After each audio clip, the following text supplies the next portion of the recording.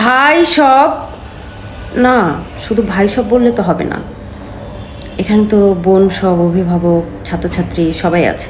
আচ্ছা ঠিক আছে, ভাই সব, বোনেরা সব,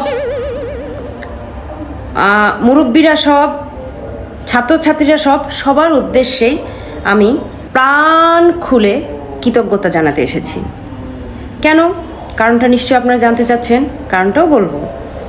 আমি যেই ভিডিও আপলোড করি, যেই স্ট্যাটাস শেয়ার করি, সেটা যাদের যাদের বিপরীতে চলে যায় তারাই আমাকে একটা করে ট্যাগ দেয়।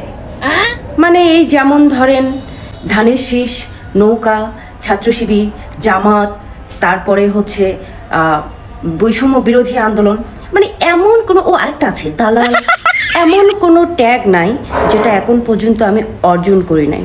তো আপনাদের উদ্দেশ্যে আমি বলতে চাচ্ছি যে আপনারা আমাকে এত বেশি ট্যাগ দিতে দিতে ট্যাগায়িত করে ভূষিত করেছেন, আপনাদের জন্য অনেক অনেক ধন্যবাদ।